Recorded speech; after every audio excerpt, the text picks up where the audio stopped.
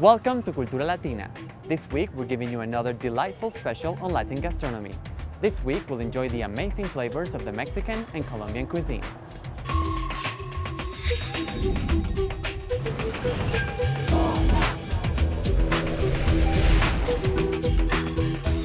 Mexico is a land rich of ingredients, locally grown and used as a result of the cultural heritage. Here's a taste on how important is the food for Mexicans as a symbol of togetherness and family. Take a look. Corn, beans, Squash, potato, Tomatillo, tomato. The flavor of chili, the spiciness. Mushrooms, chocolate, vanilla. Truly one can find treasure, gold, but gastronomic.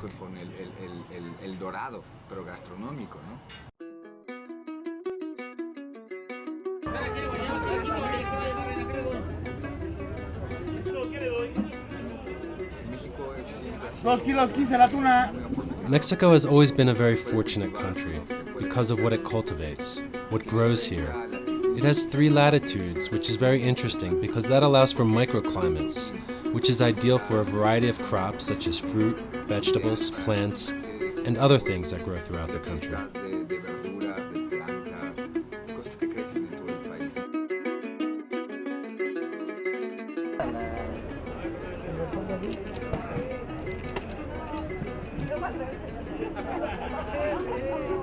Italian food has its flavors. Chinese has its own. But Mexican, well, it's Mexican. The flavor is delicious. The combination of tacos or enchiladas, the mixture of salsas. I like it a lot. You can mix your taco with whatever you want. Nopales, beans, it is delicious. What I like the best is mole because it had a sweet yet spicy flavor.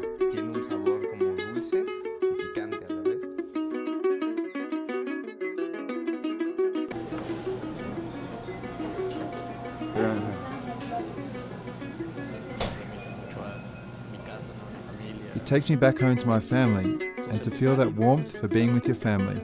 Along with that, famous Mexican tradition which is the table talk. One just doesn't go to eat, but rather to talk with people after eating, to chat, gossip, echarle, as they say in the small towns.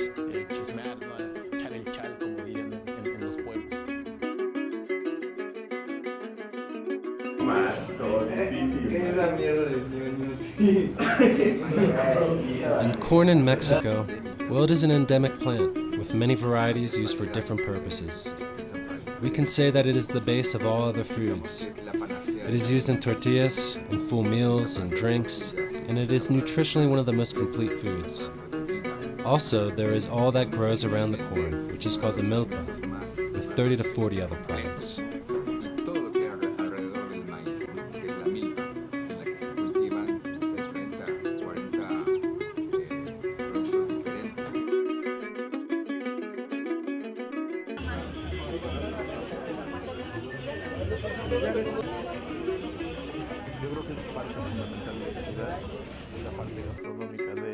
I think it's a fundamental part of the identity, the gastronomic part of every culture, but especially here in Mexico.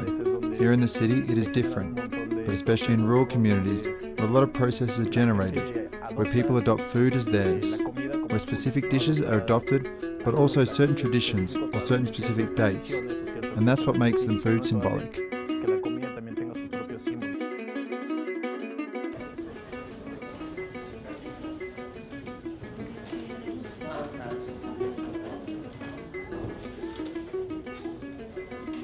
The mestizaje of food is part of a process of colonization, bringing together both sides of both cultures, but it also produces a gastronomic clash. Yet it is part of a cultural process, part of understanding the two parts, the colonized and the colonizer.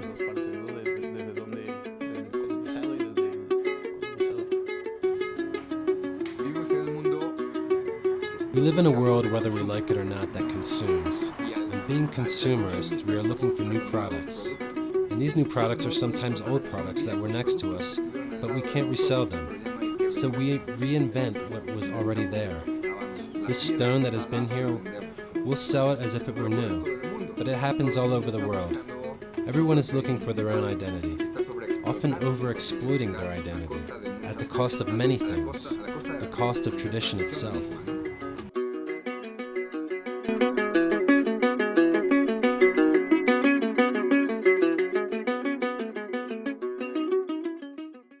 Colombian food is as diverse as its people.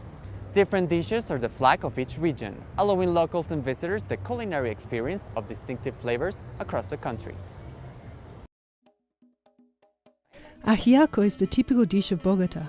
Why? Because it's a tradition going back many years. Grandparents prepared for their grandchildren because it's a cost-effective dish and very tasty. It comes with 3 types of potato, Creole potato, batusa and sabanera, and there is another tuber called aracacha. It also includes galinzogaba biflora, which is a normal herb. It has cream, corn and chicken. You can also add capers. Some say they give the ajiaco its special touch. Others disagree, including me. I don't like them. It's served with rice with avocado. Many people add the avocado to the soup because it tastes delicious. The rice they generally don't add because the soup is very thick, extremely thick because of all the potato and other tubers it has. Foreigners here really like it. Why? Because the dish is heavy, delicious, filling, nourishing. The dish is spectacular. And here it's a very popular dish. Many foreigners come here and ask for the dish, and they return while they are here. The bandeja paisa is a very well-known dish in Colombia and in countries nearby to us. It's famous for its component that it has, because it has it's a lot of food, right? It comes with lots of components, and for that reason it is famous outside the country.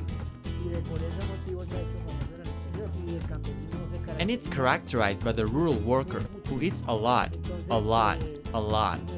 So our ancestors invented the bandeja paisa, which is a rural worker's dish. It's really big, it's about 800 grams, almost a kilo of food, and it's the original dish of Antioquia. Morcilla is rice with pig's blood mixed with peas. Chicharrones, the belly of the pig. It comes in big strips and is cut into portions when they take off the belly complete. It's not in small parts, it's big. Afterwards, it's cut into smaller parts and fried. Every region of the country has the bandeja paisa, but the authentic is from Antioquia. Lechona is a traditional Colombian dish, more specifically from Tolima.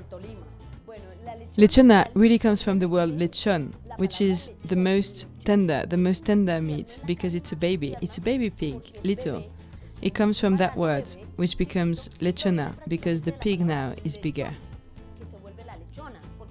It uses the skin of the pig. Afterwards, rice is added, pre-cooked, and afterwards, the meat of the pig, using the leg and loin, and this is put in the oven for approximately between 8 and 10 hours.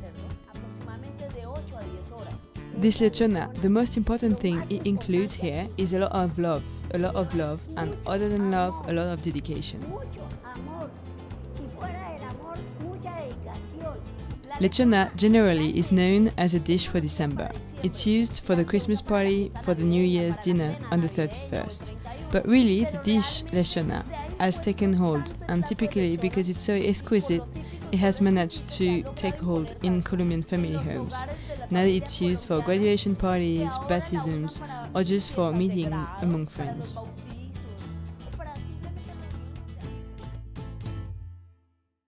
Thanks for watching. Next week we'll go to Argentina and Ecuador for more Latin American culture. See you then.